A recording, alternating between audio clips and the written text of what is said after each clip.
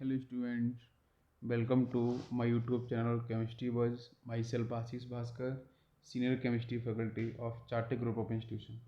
बच्चों आज हम लोग स्टार्ट करने वाले हैं आपका इम्पोर्टेंट जो हेडिंग होगा दैट इज़ दी पीरियोडोसिटी, राइट। तो पीरियोडोसिटी का एक्चुअली आपका मीन क्या होगा, पहले हम फर्स्ट पॉइंट इसी को समझेंगे कि actually what is the mean of periodicity.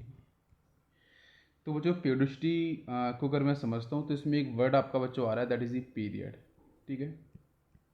तो पीरियड के बारे में अगर मैं आपको बताऊँ यहाँ पे तो इसको मैं ऐसे रिलेट कर सकता हूँ कि जैसे बच्चों मान के चलो हम पढ़ते हैं फंक्शन पढ़ते हैं, पीरियोडिक फंक्शन पढ़ते हैं, राइट। तो पीरियोडिक फंक्शन की जब मैं बात करता हूँ तो वहाँ पे लिखते हैं बच्चों mathematical by equal to F X, ठीक है। तो इसका एक्चुअली मीन क्या होगा कि भाई यहाँ पे आपके एक्स की जो भी डिफरेंट वैल्यूज़ होंगी, है ना, उन वैल्यूज़ पे बच्चों बाई की वैल्यू क्या करेगी, डिपेंड करेगी, ठीक है। इसको मैं ऐसे बोलेंगे बाई की वैल्यू बच्चों क्या करेगी, डिपेंड करेगी, ठीक है। फर्स्ट पॉइंट आपका ये होगा, ठीक। तो अब एक पॉइंट यहाँ पे आता है पीरियड को लेके। तो इसको मैं ऐसे रिलेट करता हूँ जैसे बच्चों मान कर चलो पीरियड टेबल के अंदर अगर मैं बात करता हूँ तो पीरियड टेबल के अंदर जो भी आपके ग्रुप होते हैं या फिर जो भी आपके पीरियड्स होते हैं, ठीक है। तो अगर आप बच्चों पीरियड की रिस्पेक्ट अगर आप मूव करते हो, सपोज ये आपका यहाँ पे फर्स्ट पीरियड है, राइट। नेक्स्ट बच्चों आपका यहाँ पे सेकेंड पीरियड होगा, नेक्स्ट आपका थर्ड पीरियड आएगा, नेक्स्ट आपका फोर्थ पीरियड आएगा, नेक्स्ट सिक्स पीरियड, टोटल होते हैं आपके 7 पीरियड्स। तो जब आप फर्स्ट पीरियड से चलना स्टार्ट करते हो तो बड़ा पहला आपका एलिमेंट यहाँ पे आता है हाइड्रोजन, नेक्स्ट बच्चों आता है आपका दिस इज द हीलियम ना, सेकेंड पीरियड से बच्चों next third period, fourth period, six and आपका सेवेंथ पीरियड। तो अलोंग दी पीरियड अगर मैं मूव करूँगा तो इसके अंदर आपको पता है कि जब बच्चों यहाँ से हम स्टार्ट करेंगे हाइड्रोजन से तो बच्चों मैं पहुँचाऊँ कहाँ तक बेटा, हीलियम तक। इसके बाद वापस से जब मैं हीलियम से पहुँचूँगा बच्चों आपके सेकेंड पीरियड के अंदर, तो सेकेंड पीरियड के अंदर नेक्स्ट आपका एलिमेंट कौन सा मिलने वाला है, दैट इज़ दी लिथियम। कौन सा एलिमेंट मिलने वाला है आपको, लिथियम।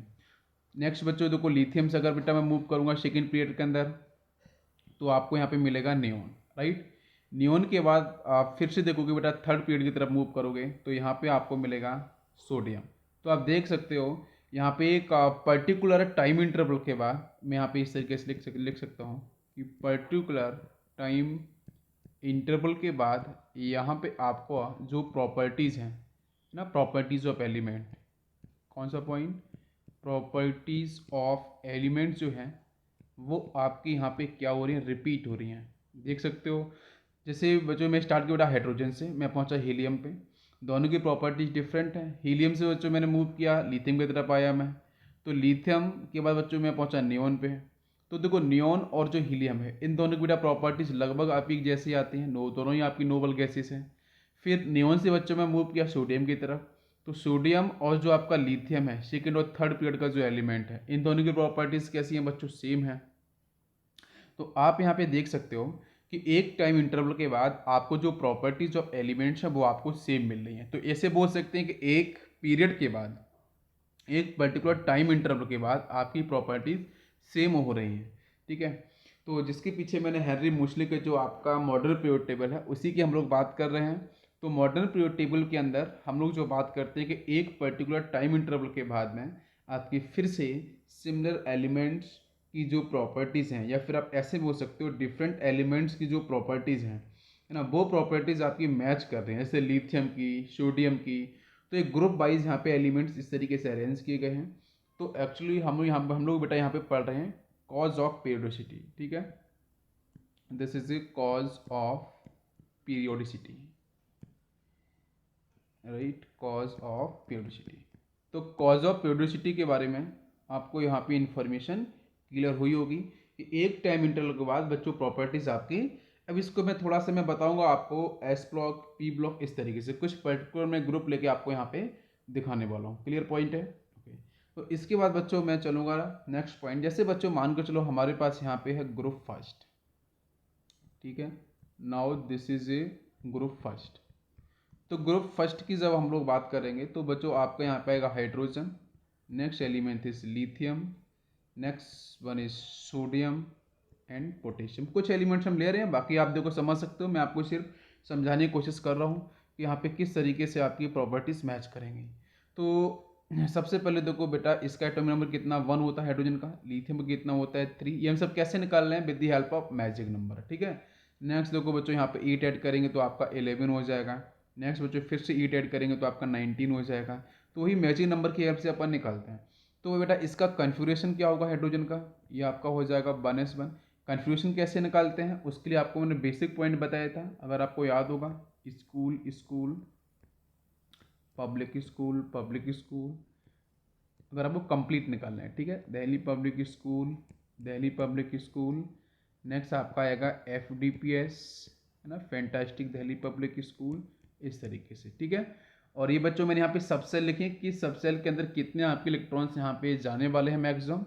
एस के अंदर मैक्सिमम इलेक्ट्रॉन्स जाते हैं, पी के अंदर बच्चों मैक्सिमम 6 इलेक्ट्रॉन्स जाते हैं, और आपके डी के अंदर मैक्सिमम 10 इलेक्ट्रॉन्स जाते हैं, और एफ के अंदर 14 इलेक्ट्रॉन्स आपके जाते हैं, ठीक है। मैक्सिमम इलेक्ट्रॉन्स की प्रेजेंस मैंने आपको बता दी।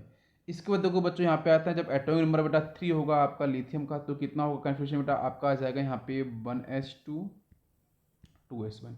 इतनी प्रैक्टिस हो गई तो अब आप डायरेक्ट भी लिख सकते हो।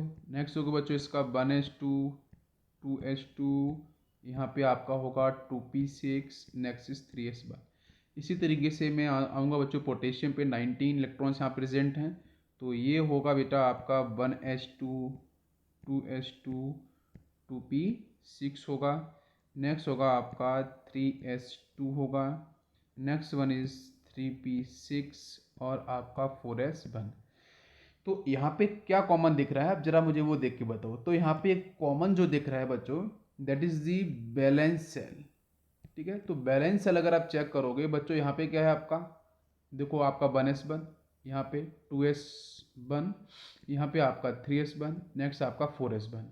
तो ये जो 1 2 3 4 ये जो नंबर्स आपको दिख रहे हैं, this is actually the period number. Period number का बच्चों मतलब क्या होगा, इसका मतलब यहाँ पे बच्चों हम लोग बात करें that is the principal quantum number को लेके, ठीक है। तो स्मॉल n आपका है पीरियड नंबर, ठीक है। तो बैलेंस सेल कैसे निकालेंगे बच्चों, तो बैलेंस सेल के बारे में हम लोग अगर फोकस करेंगे तो स्मॉल n की वैल्यू को चेक करते हैं, उसके बारे में बताऊंगा अभी, है ना, कौन सी बैलेंस, इसके डिस्कस भी मैंने किए थे, पीरियड के बारे में बताया था। तो आप ऐसे बोल सकते हो कि ये जो हाइड्रोजन है, हीलियम है, सोडियम है, पोटेशियम है, इनकी जो एलिमेंट्स हैं, उनके जो एटम्स होंगे, उन एटम्स की डिफरेंट सेल्स में जब इलेक्ट्रॉन्स को हम बेटा फिल कर रहे हैं, अरेंज कर रहे हैं, कन्फिगर कर रहे हैं, तो लास्ट इलेक्ट्रॉन्स बच्चों आपका जा रहा है एस सबसेल के अंदर। किस सबसेल के अंदर, एस सबसेल के अंदर आपका लास्ट इलेक्ट्रॉन देख सकते हो मूव कर रहे हैं, ठीक है, चाहे आपका हाइड्रोजन हो, लिथियम हो, सोडियम, पोटेशियम। तो कॉन्फ़िगरेशन की हेल्प से भी बताया मैंने, ठीक है। इसकी और फिजिकल केमिकल प्रॉपर्टीज़ के बेस पे अपन अभी बात करेंगे धीरे धीरे। तो अब एक पर्टिकुलर टाइम के बाद आपकी फिर से प्रॉपर्टीज़ रिपीट होंगी। तो अगर बच्चों हाइड्रोजन आया, लिथियम आया, सोडियम आया, पोटेशियम आएगा, तो देखो आपका यहाँ पे कन्फिग्रेशन भी आपको कैसा मिल रहा है, सेम। तो इलेक्ट्रॉनिक कन्फिग्रेशन जो है वो भी आपको बच्चों कैसा मिलेगा, सेम मिलेगा, सिमिलर मिलेगा, है ना। क्योंकि देखो लास्ट इलेक्ट्रॉन्स बच्चों कहाँ जा रहा है, यहाँ पे एस सब सेल में, एस एन एस सब सेल में, ठीक है। वन बच्चों क्या है, ये फर्स्ट पीरियड है, ये आपका second period, third period, fourth period का एलिमेंट। तो इस तरीके से आप समझ सकते हो। अब इसी के बेस पे मैं बताऊंगा आपको ग्रुप 13 के बारे में कुछ प्रॉपर्टीज, ठीक है। तो ग्रुप 13 पे चलते हैं समझने के लिए। तो ग्रुप 13 की अगर मैं बच्चों बात करूं, तो ग्रुप 13 में कौन कौन से एलिमेंट होते हैं, मैं कुछ दो ही एलिमेंट आपको लेके बताऊँ, मतलब बोरॉन, नेक्स्ट इज एल्यूमिनियम, ठीक है। अब बोरॉन का अगर बच्चों मैं बताऊँ एटॉमिक नंबर तो कितना होता है, ये आपको अब पता होगा, that is the 5। Words for aluminium 5 + 8 करेंगे तो आपका यहाँ पे 13 आ जाएगा। तो जितना एटॉमिक नंबर होता है उतने नंबर इलेक्ट्रॉन्स और प्रोटॉन्स होते हैं, ये बात तो पता ही है। तो ठीक है, तो जरा कन्फिग्रेशन निकाल के देखते हैं, ठीक है। तो देखो बच्चों यहाँ पे आएगा 1s2 2s2 और आपका 2p1। 13 की मैं बात करूँ तो यहाँ पे आपका आएगा 1s2 2s2 and 2p6 and 3s2 होगा और 3p1 होगा। तो ये हो गया बेटा बोरॉन और एल्यूमिनियम का कॉन्फ़िगरेशन ना। बाकी कॉन्फ़िगरेशन आप निकाल सकते हो बोरॉन फैमिली के अंदर।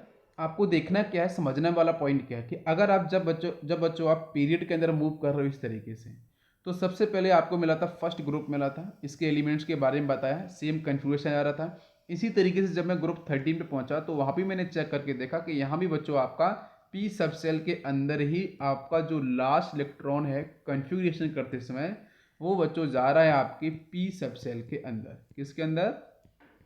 पी सब सेल के अंदर मूव कर रहा है, जो डिफरेंट पीरियड्स को रिप्रेजेंट कर रहे हैं। ये बेटा सेकंड पीरियड या आपका थर्ड पीरियड। तो यहाँ भी आपकी जो प्रॉपर्टीज है वो लगभग आपको सेम मिलने वाली है। तो this is the particular point for the cause of periodicity. क्या ये पॉइंट क्लियर हो गया आपको? बहुत ही ईजी है।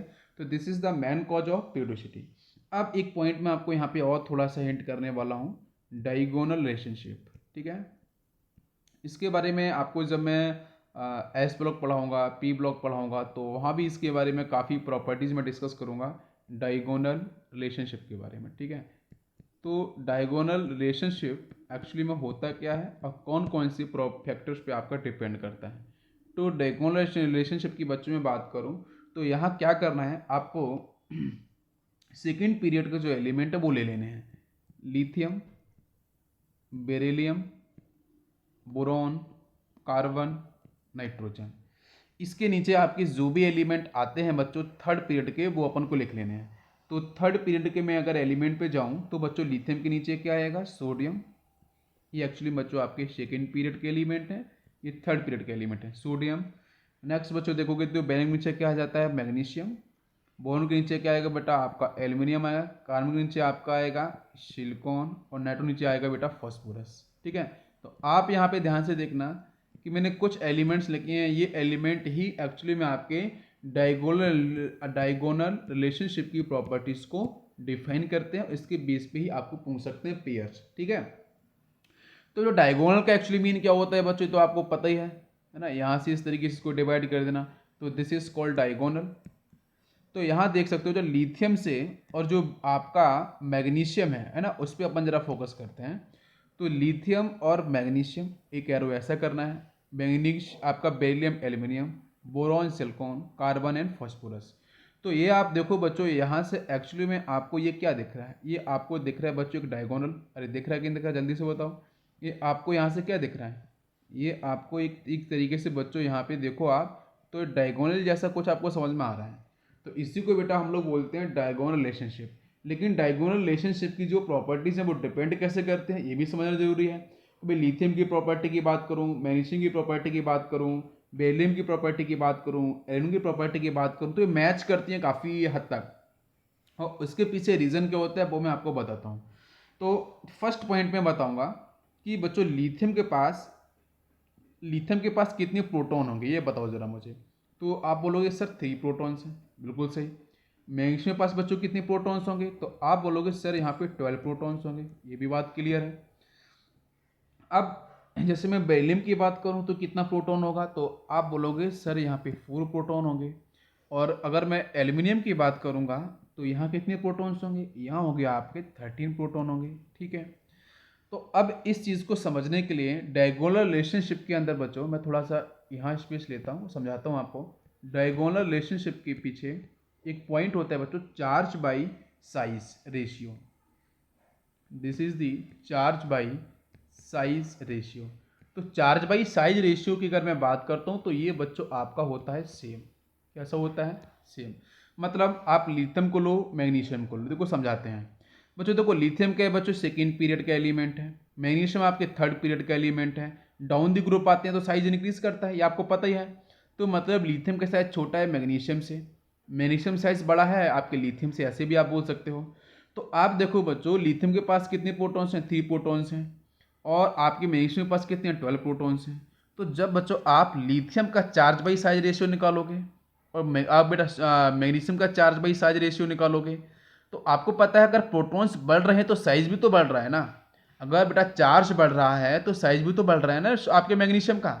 और लिथियम का बेटा चार्ज कम है, 3 प्रोटॉन्स हैं, तो आपका साइज भी छोटा है। तो इसका मतलब है कि जो चार्ज बाई साइज रेशियो जो आपके लिथियम का निकल के आएगा वही वैल्यू अप्रॉक्सीमेटली बच्चों मैग्नीशियम की निकल के आती है, काफ़ी क्लोज वैल्यू। इसी तरीके से बच्चों देखो बेरिलियम क्या आते हैं बेटा, बेरिलियम के पास कितना चार्ज है? 4 प्रोटॉन्स हैं। एल्यूमिनियम के पास कितना है, 3 आपके 13 प्रोटॉन्स हैं। तो देखो अगर प्रोटॉन्स के नंबर बढ़ रहे हैं तो साइज भी तो बढ़ रहा है ना। तो बेरिलियम का जो चार्ज बाई साइज रेशियो आएगा, जो भी वैल्यूज आएगी उसके अकॉर्डिंग आप चेक करो बेटा, कंपेयर करो एल्यूमिनियम के साथ। तो एल्यूमिनियम के पास बेटा 13 प्रोटॉन्स का साइज भी बढ़ चुका है। तो फिर एल्यूमिनियम के चार्ज बाई साइज रेस की जो चार्ज बाइट बाई साइज की जो वैल्यू आएगी, रेशियो की जो वैल्यू आएगी, वो लगभग कैसी होगी बच्चों, सेम होगी। कैसी होगी, सेम होगी। इसको अपन चार्ज डेंसिटी भी बहुत जगह बोलते हैं डिफरेंट बुक्स के अंदर, है ना। चार्ज पर यूनिट एरिया की बात कर लेते हैं, क्या बच्चों, चार्ज पर यूनिट एरिया की। तो वो भी वैल्यूज आपकी सेम होती है। तो this is the basic point और द कॉन्सेप्ट जो बच्चों डायगोनल रिलेशनशिप की प्रॉपर्टीज को डिफाइन करता है। क्या बात आपको समझ में आई? क्लियर बच्चों पॉइंट है? इसमें कोई आपको दिक्कत है क्या, तो आप मुझे बता सकते हो। क्लियर पॉइंट है? ओके। अब चलते हैं बच्चों नेक्स्ट पॉइंट को समझने के लिए। ओके तो बच्चों हम लोग नेक्स्ट पॉइंट स्टार्ट करते हैं यहाँ पे। तो हम लोग बच्चों स्टार्ट करने वाले हैं एस ब्लॉक एलिमेंट्स। तो एस ब्लॉक एलिमेंट्स की जो प्रॉपर्टीज़ हैं, है ना, वहाँ से कुछ बेसिक पॉइंट हम लोग आज स्टार्ट करेंगे, ठीक है। और धीरे धीरे हम लोग चलेंगे बच्चों इस चैप्टर के अंदर, ठीक है। तो सबसे फर्स्ट पॉइंट आपका आज मैं डिस्कस करने वाला हूँ एस ब्लॉक। एक्चुअली मैं एस ब्लॉक चैप्टर में नहीं पढ़ा रहा हूँ, ठीक है। आपका जो पीरियड टेबल है उसके अंदर एस ब्लॉक की जो एलिमेंट्स हैं उनकी कुछ बेसिक प्रॉपर्टीज़ आपको मैं बता रहा हूँ, जो इस चैप्टर के अंदर काफ़ी आपको इजी लगने वाली हैं, ठीक है। और जब ये चैप्टर पढ़ाऊंगा ना एस ब्लॉक में आपको इंडिविजुअल, तो मैं आप काफ़ी ज़्यादा चीज़ें वहाँ पे बताऊंगा, ठीक है। तो बच्चों एस ब्लॉक जो एलिमेंट्स हैं इनका आपका जो कॉन्फ़िगरेशन होता है, पहले वो मैं बताता हूँ बेटा। जनरल कन्फ्यूजन बच्चों इसका होता है NS 1 से 2, ठीक है। इसके अंदर बच्चों अगर मैं बात करता हूँ NS 1 किसका होगा, तो ये बच्चों होता है आपके एल्कली मेटल्स का। किसका होता है, एल्कली मेटल्स का, है ना। फर्स्ट एक ही हम लोग बात करते हैं। और यहाँ से अगर बच्चों मैं NH2 के बारे में बात करूँ तो ये होता है आपके एल्कलाइन अर्थ मेटल्स का, ठीक है, सेकेंड के। ओके ये बात क्लियर है, ठीक है। अब इसके अंदर कुछ मैं प्रॉपर्टीज़ की बात करूं तो आपको मैं बताना चाहूँगा कि एस ब्लॉक की जो एलिमेंट्स हैं उनकी प्रॉपर्टीज में बेटा आपका पहला पॉइंट आता है कि यहाँ पे बेटा मैक्सिमम आपके मेटल्स प्रेजेंट होते हैं। क्या होते हैं, मेटल्स। और मेटल्स के पीछे बच्चों मैंने रीज़न दिया था कि मेटल्स अपन किसको बोलते हैं, जो आसानी से, है ना, ईजिली इलेक्ट्रॉन्स को बच्चों क्या करते हैं, रिलीज़ करते हैं। जो इलेक्ट्रॉन्स को आसानी से रिलीज़ करते हैं, तो इसका मतलब क्या है, यहाँ पे आयोनाइजेशन एंथैल्पी की जो वैल्यू है वो एक्चुअली क्या है बच्चों, आयोनाइजेशन एंथैल्पी की वैल्यू यहाँ पे आपकी काफ़ी कम होगी, काफ़ी कम होगी, जहाँ इसी की वजह से आसानी से आपका इलेक्ट्रॉन बाहर निकल जाएगा। तो बच्चों यहाँ पे आपके प्रेजेंट होते हैं मेटल्स, क्योंकि आपका फर्स्ट का नाम होता है एल्कली मेटल्स और सेकेंड का नाम होता है आपका अर्थ मेटल। दोनों जगह बच्चों देखो मेटल्स आपको दिख रहे हैं, तो उसके पीछे रीजन क्लियर है। ओके सेकेंड पॉइंट पे चलते हैं जरा समझने के लिए। सेकेंड पॉइंट के अंदर बच्चों मैं बात करूंगा हाईली रिएक्टिव, ठीक है। Next point is the highly reactive, ठीक है। एस ब्लॉक के एलिमेंट बच्चों काफ़ी रिएक्टिविटी नहीं काफ़ी ज़बरदस्त होती है। तो रिएक्टिविटी के पीछे अगर मैं रीज़न बताऊं तो ये भी बच्चों आपका आता है आयनाइजेशन एनर्जी या पोटेंशियल, ठीक है। तो हाईली रिएक्टिविटी होने की वजह से ये बच्चों आपके प्योर स्टेट में नहीं पाए जाते हैं। तो हम लिख सकते हैं so not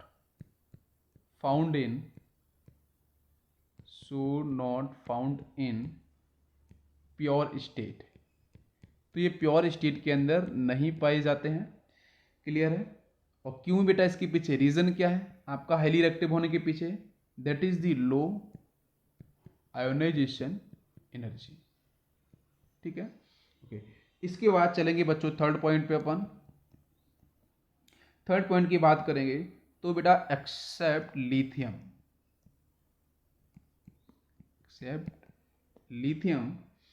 and beryllium.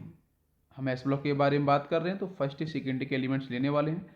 Accept lithium and beryllium all S block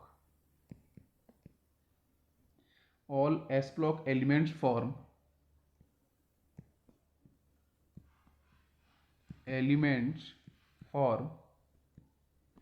ionic compound. तो दिस इज इंपॉर्टेंट पॉइंट। मतलब आप समझ सकते हो कि बच्चों फर्स्ट एक के अंदर किसको बच्चों आपको स्किप करना है, एक लिथियम को, बट सेकेंड एक के अंदर बेरिलियम को। इन दोनों को छोड़ दोगे बच्चों तो बाकी जो एलिमेंट्स हैं वो बच्चों आपके और रेडियोएक्टिव एलिमेंट को भी छोड़ना है ना। फर्स्ट ए के अंदर बच्चों आता है आपका फ्रेंशियम और सेकेंड के अंदर आपका है रेडियम, उन दोनों को भी आपको छोड़ना है। तो बाकी के जितने भी बच्चों एस ब्लॉक के और फर्स्ट और सेकेंड ग्रुप के जितने भी एलिमेंट्स हैं वो आसानी से आयोनिक कंपाउंड का फॉर्मेशन करते हैं। ये भी पॉइंट आपको क्लियर हो गया होगा। ये कुछ मैं बेसिक प्रॉपर्टीज़ के बारे में इन्फॉर्मेशन आपको दे रहा हूँ। अब बच्चों इसके बाद चलते हैं अपन पी ब्लॉक पे, ठीक है। जब मैं एस ब्लॉक चैप्टर पढ़ाऊंगा तो काफ़ी कुछ आपको बताऊंगा, ये मैं आपसे प्रॉमिस कर रहा हूँ। तो चलते हैं बच्चों, नेक्स्ट पॉइंट होगा आपका पी ब्लॉक। तो पी ब्लॉक की कुछ बेसिक प्रॉपर्टीज़ के बारे में हम लोग डिस्कस करने वाले हैं। तो पी ब्लॉक एलिमेंट्स का बेटा जनरल इलेक्ट्रॉनिक कन्फिग्रेशन आपका क्या होगा। तो बेटा इसका आपका कन्फिग्रेशन होता है NH2, बेटा आपका S सबसे पूरी तरीके से फिल्ड होगा बच्चों, और NP बच्चों 1 से लेके 6 तक, ठीक है। ओके, तो यहाँ से आपको जो डिफरेंट कन्फिग्रेशन आपको मिलने वाले हैं तो वो कुछ ऐसे होंगे बच्चों, जैसे आपका NH2 NP1, NH2 NP2, इस तरीके से आपका NP6 तक मूव करेगा। इसके अंदर फर्स्ट पॉइंट आपका आएगा कि बच्चों हम लोग S block and P block की जो एलिमेंट्स हैं उन एलिमेंट्स को बच्चों हम लोग बोलते हैं रिप्रेजेंटेटिव एलिमेंट्स। क्या बोलते हैं? Representative elements, right. Okay, S and P, इसको हम लोग बोलते हैं रिप्रेजेंटेटिव एलिमेंट्स। ऐसा क्यों बोलते हैं? क्योंकि बच्चों मैक्सिमम आपकी जो केमिकल रिएक्शंस हैं पीरियोडिक टेबल के अंदर वो जनरली बच्चों आपकी एस ब्लॉक और प्लस आपकी पी ब्लॉक, ठीक है, इसको लेके आपको देखो मिलने वाली है। और मैक्सिमम केमिकल रिएक्शंस बच्चों एस और पी ब्लॉक को लेके ही आपको देखने को मिलती हैं। सो दैट्स वाई बच्चों इसको हम लोग बोलते हैं रिप्रेजेंटेटिव एलिमेंट्स। एस और पी ब्लॉक के एलिमेंट्स को मिक्स करोगे। नेक्स्ट बच्चों मैं बात करूंगा सेकेंड पॉइंट को लेके, that is the typical elements, ठीक है। ये क्या होते हैं? तो अगर इनके बारे में बात करूं तो बच्चों third period is very very important. कौन सा बच्चों? Third period. थर्ड पीरियड के जो एलिमेंट्स हैं उनको बच्चों हम लोग क्या बोलते हैं? टिपिकल एलिमेंट्स के नाम से कॉल करते हैं। अच्छा, ऐसा क्यों कॉल करते हैं? तो जरा थर्ड पीरियड के कुछ एलिमेंट्स को अपन ले लेते हैं और समझेंगे यहाँ पे कि थर्ड पीरियड के अगर एलिमेंट की मैं बात करूँ तो बच्चों देखो पीरियड है ना, तो now this is period third. तो बच्चों थर्ड पीरियड की बात करूं तो बेटा कहाँ से आपका स्टार्ट होगा? देखो बेटा अगर मैं थोड़ा आपको याद दिलाता हूँ बेटा, पहले देखो एस ब्लॉक के अंदर क्या बेटा हाइड्रोजन, नेक्स्ट लिथियम, नेक्स्ट आपका सोडियम। ये फर्स्ट पीरियड, ये सेकेंड पीरियड, ये थर्ड पीरियड, मतलब सोडियम से अपन स्टार्ट करेंगे। तो देखो यहाँ पे क्या आएगा बच्चों? Sodium, next not potassium, magnesium, next aluminium, next silicon, phosphorus, sulphur,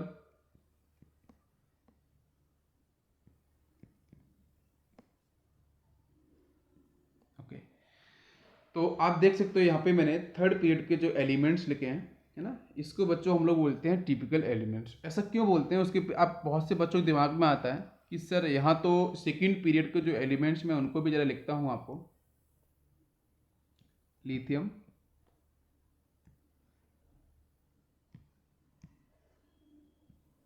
beryllium, boron, carbon, nitrogen, last. Clear बच्चों? ओके। तो बहुत से बच्चों के दिमाग में ये होता है कि सर सेकेंड पीरियड के एलिमेंट्स को अपन टिपिकल एलिमेंट्स क्यों नहीं बोलते हैं? टिपिकल एलिमेंट्स का मतलब क्या है पहले वो मैं आपको बताता हूँ। टिपिकल एलिमेंट्स का बेसिक मीन ये है कि जो आपके किसी भी ग्रुप के अंदर जो भी एलिमेंट्स प्रेजेंट हैं उन एलिमेंट्स की सिमिलरिटी या प्रॉपर्टीज़, मतलब उनकी जो प्रॉपर्टीज़ हैं उनकी प्रॉपर्टीज़ के अंदर जो बच्चों सिमिलर और जो सेम नेचर आने वाला है वो कौन सा एलिमेंट रिप्रेजेंट करता है। जैसे क्या है मैं आपको बताऊं, आपकी हमारी फैमिली है, हर फैमिली को रिप्रेजेंट करने के लिए घर में कोई ना कोई बड़ा तो होता है ना। तो उसी तरीके से ये टिपिकल एलिमेंट्स वो एलिमेंट्स हैं जो पूरे ग्रुप की प्रॉपर्टीज़ को रिप्रेजेंट करते हैं। तो केमिस्ट्री में ऐसा आता है कि पीरियड थर्ड को हम लोग बोलते हैं टिपिकल एलिमेंट, सेकंड को क्यों नहीं बोलते हैं, रीजन मैं आपको समझाता हूँ। देखो बेटा फर्स्ट आप देखोगे तो यहाँ पे आपका हो गया है लिथियम, यहाँ बेरिलियम, यहाँ बेटा boron, carbon, nitrogen, oxygen, fluorine और आपका नियॉन। इनके साइज बच्चों इतने स्मॉल होते हैं वो स्मॉल साइज़ की वजह से जब बच्चों आप देखो यहाँ पे आप अगर मैं बात करूँ बच्चों, कार्बन से जैसे आप सिलिकॉन पे मूव करोगे, नाइट्रोजन से बेटा आप फॉस्फोरस मूव करोगे, ऑक्सीजन से बेटा आप सल्फर पे मूव करोगे, बेटा फ्लोरीन से क्लोरीन मूव करोगे, है ना। तो क्या होता है कि ये जो एलिमेंट्स हैं इनमें बेटा आपका जो साइज़ है ना, जो साइज़ की बात करते हैं वो साइज़ बच्चों सेकेंड पीरियड के एलिमेंट्स का काफ़ी स्मॉल साइज़ है ना। इतना स्मॉल साइज है कि अदर एलिमेंट्स की प्रॉपर्टीज़ को होल्ड करते ही नहीं हैं। और जैसे बेटा आप मूव करोगे सेकेंड पीरियड सेकेंड से आप अगर जंप करते हो पीरियड थर्ड के एलिमेंट पे, तो बच्चों वहाँ पे क्या है कि आपका जो साइज़ है वो साइज़ के अंदर बच्चों काफ़ी बड़ा डिफरेंस आता है, ठीक है। तो यहाँ पे बच्चों मिलता है आपको बिग डिफरेंस। तो इसके मिलने की वजह से क्या होता है कि फर्स्ट पीरियड के एलिमेंट बेटा टोटल जो भी एलिमेंट प्रेजेंट हैं उसके पर्टिकुलर रिस्पेक्टिव ग्रुप के अंदर उनकी प्रॉपर्टीज को डिफाइन नहीं करते हैं, दिस इज द रीजन। और जो आपके थर्ड पीरियड के जो एलिमेंट्स हैं ये एलिमेंट्स एक्यूरेटली और अप्रोक्सीमेटली आपके किसी भी रिस्पेक्टिव ग्रुप जो आपके प्रेजेंट हैं उनके पर्टिकुलर एलिमेंट्स जो प्रेजेंट होंगे उनकी प्रॉपर्टीज को डिफाइन करें। क्या बात समझ में आपको आई? तो इसका मतलब क्या है, टिपिकल एलिमेंट्स बच्चों आपके थर्ड पीरियड के एलिमेंट ही आपके डिफाइन किए जाते हैं। बात क्लियर है? ओके, अब चलते हैं अपन नेक्स्ट पॉइंट पे समझने के लिए।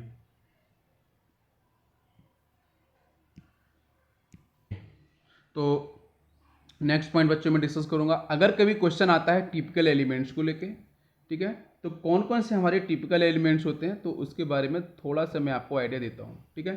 तो टिपिकल एलिमेंट्स बच्चों हमारे होते हैं that is the sodium, magnesium, aluminium, silicon, phosphorus, next is sulphur, next is chlorine, ठीक है। यस, तो ये जो बच्चों एलिमेंट्स हैं वो आपके टिपिकल एलिमेंट्स को डिफाइन करते हैं। आपको समझ में आ गया होगा। इसका मतलब मैं अगर इसके एक मैं कंक्लूजन करके अगर लिखूं एक पॉइंट तो आई थिंक आपको और क्लियर हो जाएगा। मैं इसके नीचे अगर लिखूं टिपिकल एलिमेंट्स को लेकर, जो एलिमेंट्स मैंने लिखे हैं कि represent properties of represent property of their respective groups. क्या बात आपको समझ में आई कि ये जो एलिमेंट हैं तो इसके बारे में मैंने आपको यहाँ पे लिखा है, शॉर्ट में लिखा है ना। तो शॉर्ट में आपको लिखा है मैंने कि represent properties of their respective groups, इसलिए बच्चे उसको बोलते हैं टिपिकल एलिमेंट्स। और कौन कौन से होते हैं? Sodium, magnesium, aluminium, silicon, phosphorus, sulphur and chlorine. Clear हो गया पॉइंट? अब बच्चों में इसके बारे में नेक्स्ट में पॉइंट के बारे में बात करूंगा कि टोटल पीरियड टेबल के अंदर कौन कौन से एलिमेंट है जो गैसियस फेज में पाए जाते हैं। तो ठीक है, नेक्स्ट आपकी हेडिंग होगी टोटल गैसियस एलिमेंट, ठीक है। तो कौन कौन से एलिमेंट, ये तो कुछ बेसिक प्रॉपर्टीज़ हैं, बेसिक पॉइंट्स हैं, ये आपको जानने पहले ज़रूरी हैं, फिर उसके बाद हम लोग काफ़ी अच्छे पॉइंट पे चलेंगे। तो जो फर्स्ट आपका एलिमेंट आता है, now this is the hydrogen, है ना। नेक्स्ट बच्चों में बात करूं तो क्या होगा, हाइड्रोजन के बाद नाइट्रोजन आएगा, नेक्स्ट ऑक्सीजन, नेक्स्ट आपका फ्लोरीन एंड क्लोरीन। नेक्स्ट अगर एलिमेंट पे अगर अपन चलेंगे तो बच्चों आपकी जितनी भी टोटल आपकी नोबल गैसेस या इनर्ट गैस के बारे में अपन बात करेंगे, ठीक है, जिसमें कौन कौन से बच्चों गैसेस आती हैं। आपका हीलियम हो गया, नियॉन हो गया, आर्गन हो गया, नेक्स्ट वन इज क्रिप्टॉन हो गया, जीनॉन हो गया और आपका रिडॉन हो गया, ठीक है। ये कुछ आपके यहाँ पे पर्टिकुलर बच्चों गैसेस आपकी प्रेजेंट है। तो देखो टोटल गैसेस के बारे में बात करूँ तो कितनी बच्चों गैसेस होंगी, तो अगर मैं काउंट कराऊँ आपको तो आप देख सकते हो कि भाई टोटल गैसेस हमारी कितनी होंगी बेटा। एक आपका हाइड्रोजन 1 2 एंड 3 4 5 6 7 8 9 10 11। तो टोटल बच्चों जो गैसेस आपकी डिफाइन होती हैं gases element, these are the 11 elements, जहाँ बच्चों मैंने आपको पॉइंट क्लियर किया। इसके बाद मैं अगर बात करूँगा कि बच्चों लिक्विड फेज के अंदर, तो जरा इसको भी एक्सप्लेन कर लेते हैं। तो लिक्विड फेज की अगर मैं बात करूं तो लिक्विड फेज के अंदर कौन कौन से एलिमेंट बच्चों पीरियड टेबल के अंदर पाए जाते हैं। तो जिसमें बच्चों आता है आपका एक तो सीजियम फर्स्ट, नेक्स्ट बच्चों अगर बात करूं तो आपका फ्रेंशियम, राइट, नेक्स्ट बच्चों अगर बात करूं तो आपका आएगा mercury. Next point, now this is the gallium. Next is bromine. इसमें से एक बेटा एलिमेंट और आता है जो आपका एटॉमिक नंबर बेटा मोर देन 100 कैरी करता है। इसका बेटा सॉल्ट का मैंने, now this is un, U B लिखा है un un, now this is B M करके, ठीक है। तो इसमें से ये जो आपका लास्ट का एलिमेंट है ये रेडियोएक्टिव प्रॉपर्टी को डिफाइन करता है। बाकी बच्चों आपके जो एलिमेंट्स हैं यहाँ पे उनके बारे में बात करूँ तो बच्चों आपका एक सीजियम हो गया है, ठीक है, फ्रेंशियम, मरकरी, आपका जेमेनियम, नेक्स्ट आपका boron, now this is bromine, right, this is a bromine. तो ये आपके एलिमेंट्स हैं, ये एलिमेंट्स आपकी लिक्विड फेज के अंदर पाए जाते हैं। तो गैसेस फेज के अंदर मैंने बता दिए, लिक्विड फेज के अंदर बता दिए। अब जो बचे एलिमेंट है तो बेटा वो किस फेज में होंगे, वो होंगे बच्चों आपके सॉलिड फेज के अंदर, ठीक है। और अभी तक बच्चों हमारी केमिस्ट्री के अंदर जो डिस्कशन होता है आपके एनसीईआरटी सिलेबस के अकॉर्डिंग, क्योंकि हमारा एनसीईआरटी सिलेबस बच्चों इंपॉर्टेंट है जेईई और नीट के अकॉर्डिंग जो हमें लेना होता है। तो अभी वहाँ पे बच्चों आपका 3 ही स्टेट डिस्कस करी जा रही हैं, सॉलिड एंड लिक्विड एंड आपका गैसियस फेज।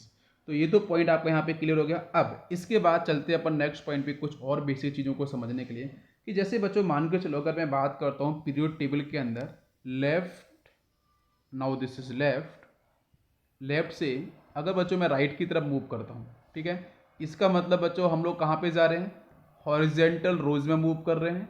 हॉरिजेंटल रोज का मतलब बच्चों हम लोग पीरियड के अंदर मूव कर रहे हैं, ये बात क्लियर है। अब यहाँ पे बच्चों आपके लेफ्ट साइड के जो एलिमेंट्स हैं तो मैं ऐसे जनरली बोलते हैं कि यहाँ पे बच्चों आपको क्या मिलते हैं, मेटल्स मिलते हैं या नॉन मेटल्स मिलते हैं। तो यहाँ पे आपके जनरली मिलते हैं आपके मेटल्स, जैसे मैंने डिस्कस किया था एस ब्लॉक। और बेटा राइट साइड में अगर आप मूव करोगे तो वहाँ पे आपको मिलेंगे नॉन मेटल्स, ठीक है। इसका मतलब ये हो गया कि अगर आप लेफ्ट से राइट में अगर आप मूव करोगे तो मूव करते समय आपकी जो प्रॉपर्टीज़ होंगी बेटा, कौन सी प्रॉपर्टीज़, आप बोलो मेटलिक प्रॉपर्टीज़, तो बच्चों क्या होंगी आपकी डिक्रीज करेंगी। बट बच्चों नॉन मेटलिक प्रॉपर्टी क्या होंगी बच्चों, ये करेंगी इंक्रीज अगर आप लेफ्ट से राइट में मूव करते हो। सेकेंड पॉइंट में डिस्कस करूंगा, अगर आप टॉप से बॉटम ग्रुप की अपन बात कर लेते हैं, मतलब वर्टिकल कॉलम की बात कर रहे हैं। टॉप से बॉटम आने का मतलब क्या है, टॉप से बॉटम आने का मतलब है आपकी वर्टिकल कॉलम। इसका मतलब यहाँ पे हम लोग बात कर रहे हैं ग्रुप को लेके, ठीक है। टॉप से बॉटम में आओगे तो इसके बारे में आपको मैं बताऊं तो देखो बच्चों यहाँ पे टॉप टू बॉटम अगर मैं डिस्कस करूंगा तो यहाँ पे मैं डिस्कस करने वाला मेटलिक प्रॉपर्टी को लेकर, ठीक है। तो यहाँ पे आपकी जो मेटलिक करेक्टर है या फिर जो मेटलिक आपकी प्रॉपर्टीज़ हैं वो टॉप से बॉटम पर, अगर मैं बेटा इधर से इधर मूव कर रहा हूँ टॉप से बॉटम में, तो मेटलिक करेक्टर की जो प्रॉपर्टी है क्या वो इंक्रीज करेंगी, डेफिनेटली।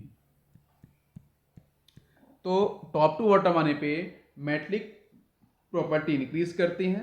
और अपन ऐसे बोल सकते हैं कि अगर आप बात करोगे बेटा नॉन मेटलिक प्रॉपर्टी को लेके, तो नॉन मेटलिक आपकी जो प्रॉपर्टी होंगी वो क्या करेंगी बच्चों, वो आपकी करेंगी डिक्रीज, ठीक है। ये पॉइंट क्लियर है, ओके। इसके बाद पी ब्लॉक बच्चों समझ में आपको आ गया होगा। अपन अब चलते हैं बच्चों डी ब्लॉक को समझने के लिए, ठीक है। तो डी ब्लॉक के अंदर आपको मैं बताने जा रहा हूँ कि जो ट्रांजिशन एलिमेंट्स के बारे में एक डिस्कशन होता है ना, क्या क्या सारे के सारे D block element transition elements होते हैं, क्या सारे के सारे transition elements D block element होते हैं। तो उस पॉइंट को काफ़ी ध्यान से समझना है, ठीक है। तो इसमें सबसे पहले आपका जो हेडिंग होगा that is the D block element, ठीक है। तो पहले ही मैं क्लियर कर दूं कि बच्चों जहाँ पे आपके हम बच्चों एक्चुअली बात कर रहे हैं डी ऑर्बिटल्स को लेके, ठीक है।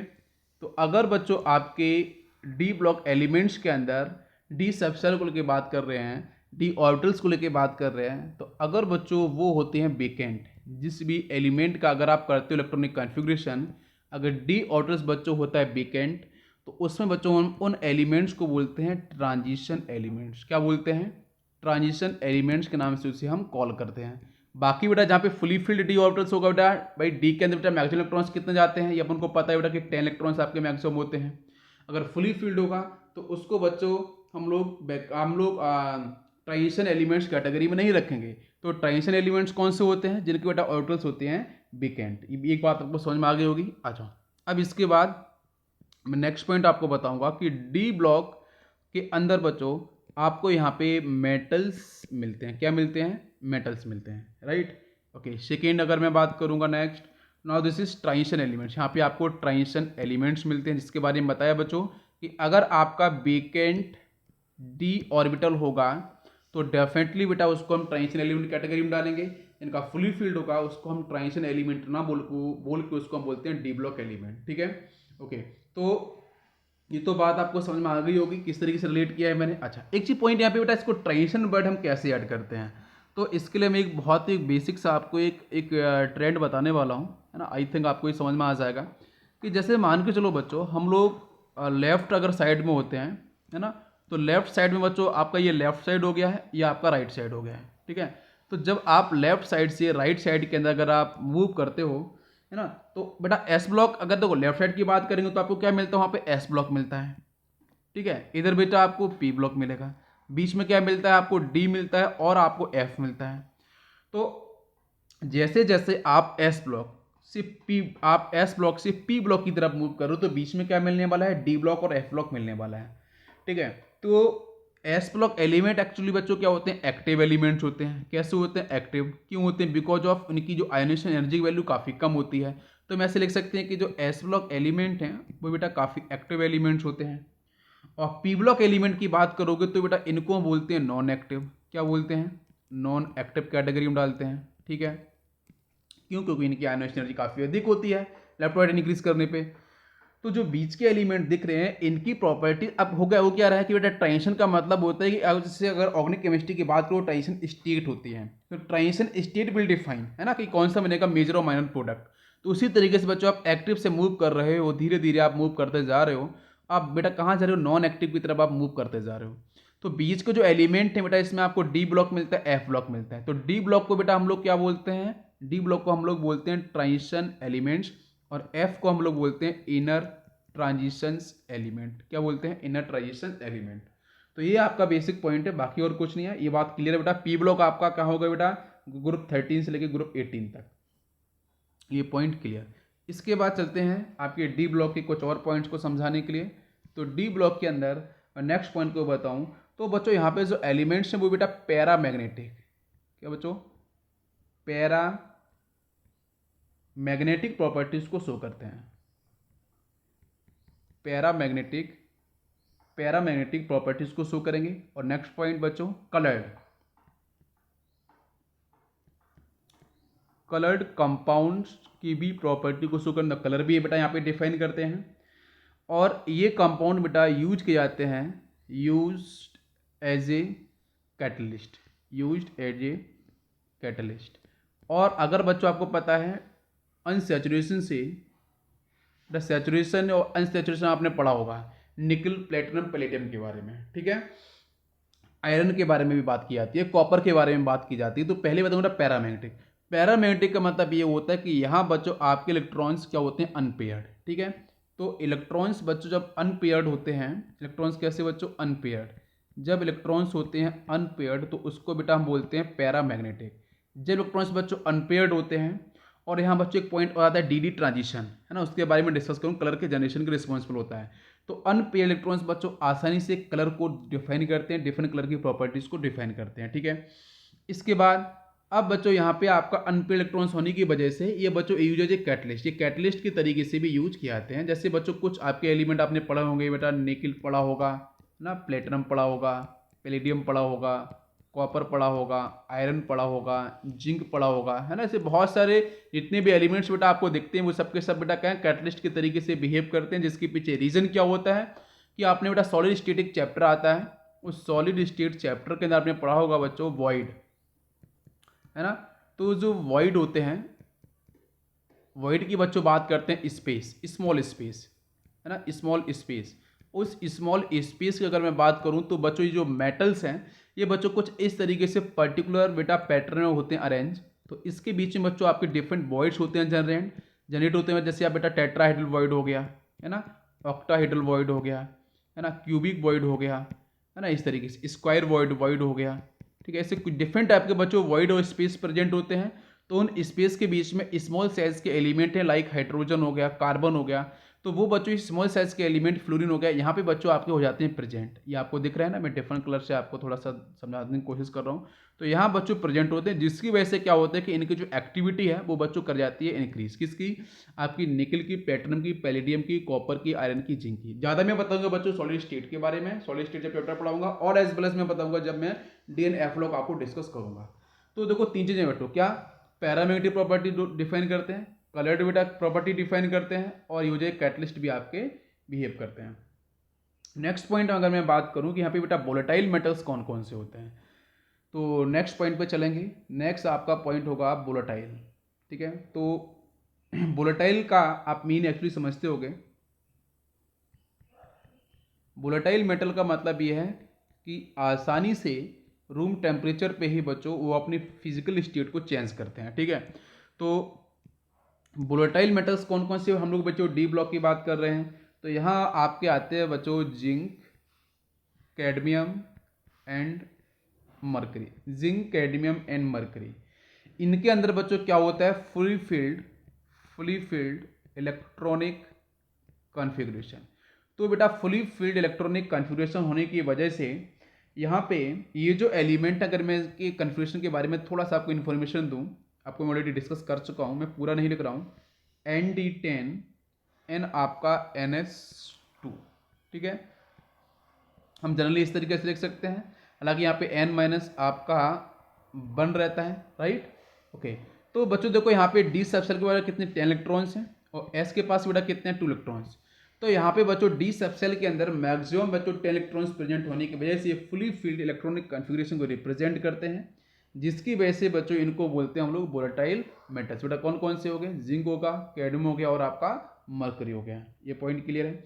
इसके बाद कुछ और प्रॉपर्टीज की बात करूं तो बच्चों कॉइनेज, नेक्स्ट आपका पॉइंट आएगा, that is the coinage metals आपके कौन कौन से होते हैं। तो कॉइनेज मेटल्स के बारे में आपको मैं बताना चाहूँगा कि बच्चों कॉइनेज का मतलब बच्चों कॉइन से रिलेटेड है। तो ओल्ड पीरियड में आपको पता है कि जब किंग वगैरह हुआ करते थे डिफरेंट स्टेट्स में, है ना, तो उस समय आपके कुछ एलिमेंट्स ऐसे बेटा जो जिससे कॉइन सिक्के बनाए जाते थे। तो इसमें बच्चों कौन कौन सा आता है, एक तो कॉपर आता है, कॉपर बेटा कॉपर के सिक्के थे, तांबे के सिक्के इसको बोलते हैं, सिल्वर हो गया, है ना, चांदी के सिक्के थे, और बच्चों गोल्ड के सिक्के। तो इनको बेटा हम लोग बोलते हैं कॉइनेज मेटल्स, बिकॉज इनसे कॉइन्स का बेटा फॉर्मेशन हुआ करता था। नेक्स्ट बच्चों मैं बताऊं पॉइंट के हाईएस्ट ऑक्सीडेशन स्टेट के बारे में।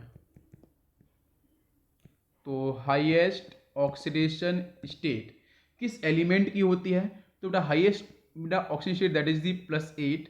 ये बच्चों आपकी 2 एलिमेंट के डिफरेंट बेटा, एक तो आपका होता है एर्थेनियम, एक होता है आपका ऑस्मियम। ठीक है, ये मैंने आपको डिस्कस किया था डी ब्लॉक के अंदर। ठीक है, तो ये तो बेटा एलिमेंट ऐसे मैंने आपको रिडॉक्स रिएक्शन के अंदर भी इन कंपाउंड्स के बारे में बताया था बेटा, इसका बारे में बताया था, नाउ दिस इज OSO4। ठीक है, जहाँ पे मैंने इसका ऑक्सीडेशन नंबर भी आपको निकाला था बेटा, ऑस्मियम कितना आएगा 2 × 4 × ऑक्सीजन का -2।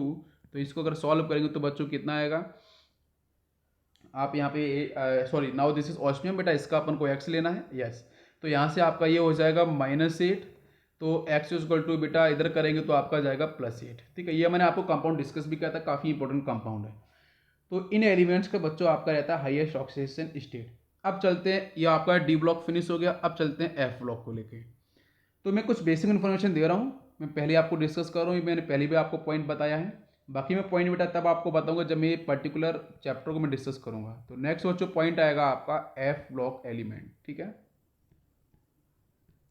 F block elements. तो एफ ब्लॉक एलिमेंट्स की बात करेंगे तो आपको पता चलो कि लास्ट इलेक्ट्रॉन्स बच्चों किस में जाने वाला है, एफ सबसेल के अंदर जाने वाला है। मैंने आपको प्रीवियस लेक्चर के अंदर मैंने आपको इलेक्ट्रॉनिक कन्फ्यूजन भी डिस्कस किया था। अब यहाँ से क्वेश्चन, ये पहला तो पॉइंट मैं आपको ये बताऊँ कि यहाँ पे कौन से एलिमेंट हैं जो बेटा मैन मेड है, क्योंकि मैक्सिमम एलिमेंट बच्चों यहाँ पे रेडियोएक्टिव प्रॉपर्टी को डिफाइन करते हैं, और बहुत सारे एलिमेंट मैन मेड प्रॉपर्टी को भी डिफाइन करते हैं। तो इसमें से आपकी मैन मेड एलिमेंट कौन से हैं, तो सबसे पहले बताऊँगा मैं first man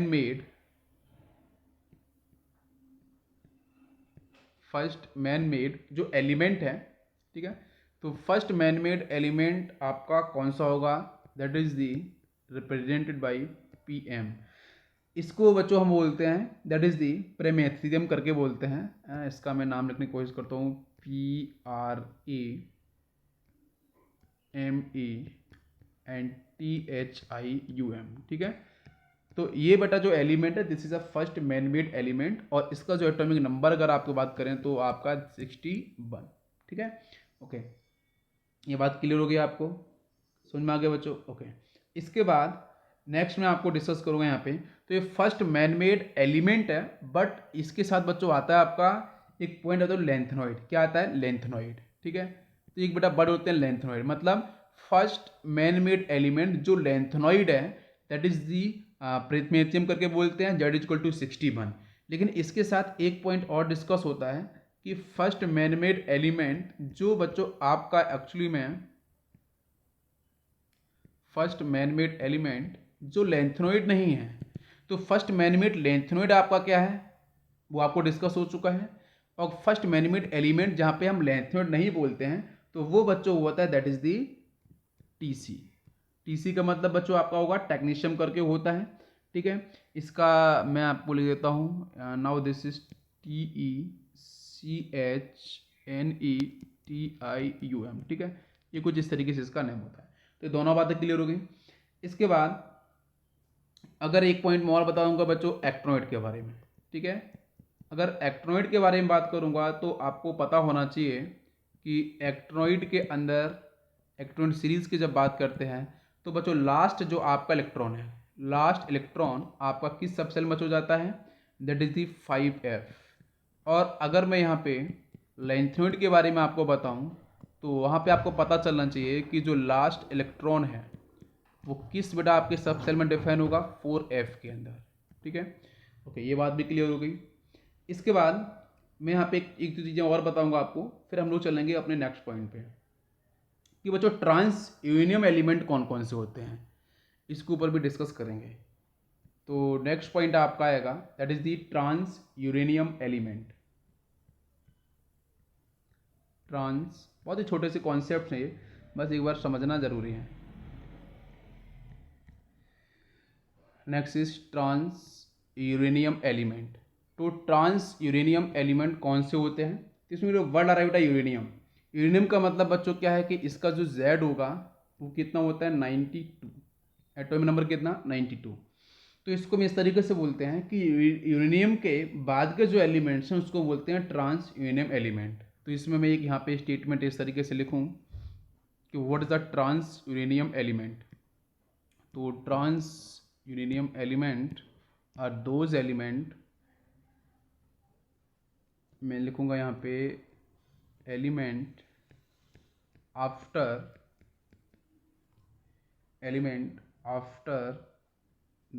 uranium, elements after uranium are called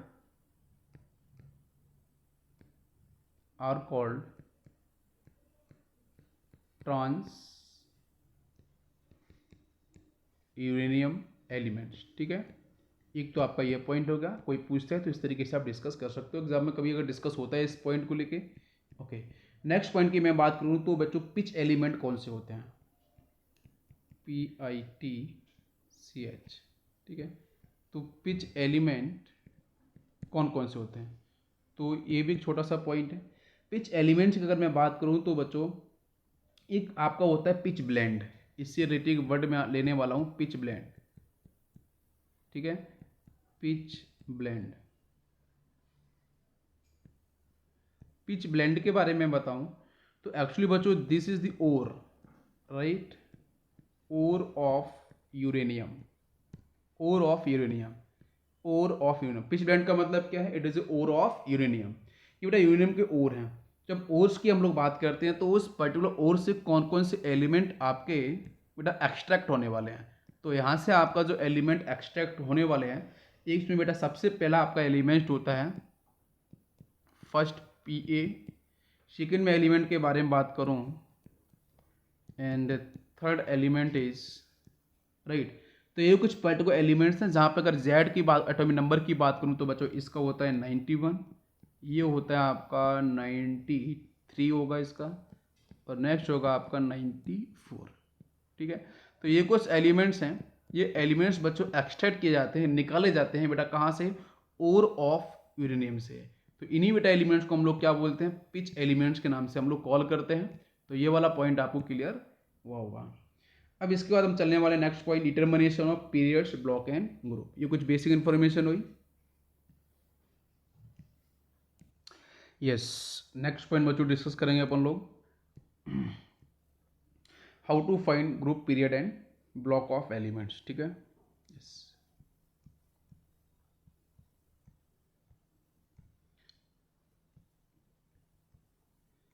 how to find group, period